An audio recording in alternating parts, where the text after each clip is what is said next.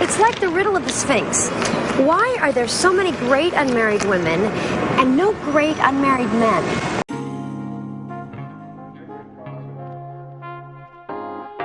Sex and the City. I never watched it when it came out in 1998. I never was a fan of chick flicks, rom-coms, soap operas, etc. But when I became a fan of sociology, I've learned that our environment plays a huge part in human behavior. The media is used to push a certain agenda to the masses. The hit series Sex and the City basically laid the foundation for what is the norm today. That's why I've decided to watch season 1 of the series for research purposes. It's like the riddle of the Sphinx. Why are there so many great unmarried women and no great unmarried men? The series' first episode doesn't pull any punches. So many great unmarried women and no great unmarried men. She compares it to the riddle of the Sphinx. Shaking my head. Her column in the newspaper says, "Unmarried women, toxic bachelors." They immediately set the tone that men are toxic and women are perfect. It's men's fault that women are unmarried. The reason women are single is because men are trash. Tommy Lauren. The next clip shows a toxic bachelor. When you're a young guy in your 20s, women are controlling the relationships. By the time you're an eligible man in your 30s, you feel like you're being devoured by women. Suddenly, the guys are holding all the chips. I call it the mid-30s power flip. Is Peter Mason lying here? A woman's sexual market value is at her peak when she is in her early 20s. A man's sexual market value rises when he gets in his 30s. Peter is an advertising executive in New York City. He probably makes 6 figures a year and had to work himself into the position of executive. It's not common for a college graduate to land an advertising executive job off the bat. He was perceived as low value when he was in college, while the women in their 20s got attention from all kinds of men and thought they had all the time in the world until their sexual market value dropped and their biological clock was ticking like crazy.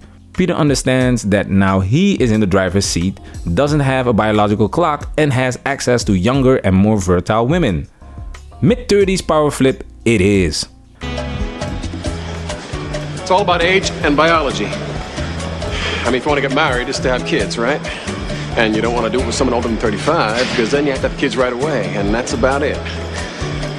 I think these women should just forget about marriage and have a good time. Capote is telling the truth. A woman's best reproductive years are in her 20s. Fertility gradually declines in the 30s, particularly after age 35. Each month that she tries, a healthy, fertile 30-year-old woman has a 20% chance of getting pregnant. Capote is a publishing executive. We are not talking about your average Joe here. Why would he marry a 35-year-old woman when he can get a woman 10 years younger than him? I have a friend who'd always gone out with extremely sexy guys and just had a good time. One day, she woke up and she was 41. She couldn't get any more dates. She had a complete physical breakdown, couldn't hold on to her job, and had to move back to Wisconsin to live with her mother. Trust me, this is not a story that makes men feel bad. Are we supposed to feel bad for women in their 40s that had many opportunities to find a husband, but chose to booty tap dance all over the place until they woke up one day and realized they've hit the wall? Most men are threatened by successful women.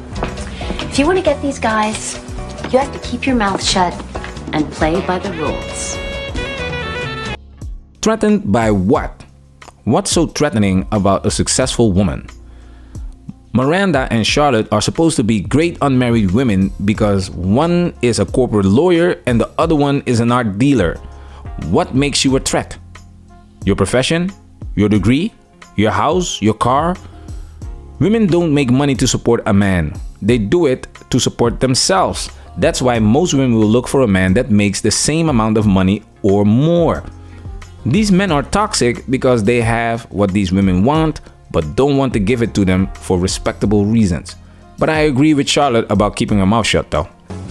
I totally believe that love conquers all. Sometimes you just have to give it a little space. And that's exactly what's missing in Manhattan. The space for romance.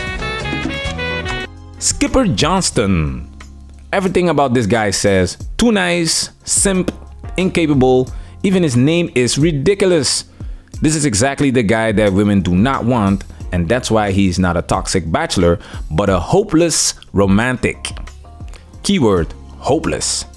He doesn't make a lot of money, and he is not a Chad. Most people are average and make average money. That's not good enough for women. The problem is expectations. Older women don't want to settle for what's available. Boom, baby! Peter is right again. Women get attention all the time, and this was in the 90s. It's even worse today. Women don't want to settle for less when they feel they deserve more. But if more is not available to you, chances are high you don't deserve more. By the time you reach your mid-30s, you think, why should I settle? You know? It's like the older we get, the more we keep self-selecting down to a smaller and smaller group. Wow, they really mess women up. They've told women that they could booty tap dance all over the place when their sexual market value is at their peak, and that their degrees and job will land them a high value man even in their mid-30s.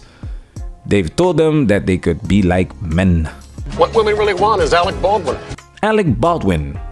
At the time of this video, Alec Baldwin is 62 years old and is married to a 36-year-old woman who was 28 years old at the time they got married.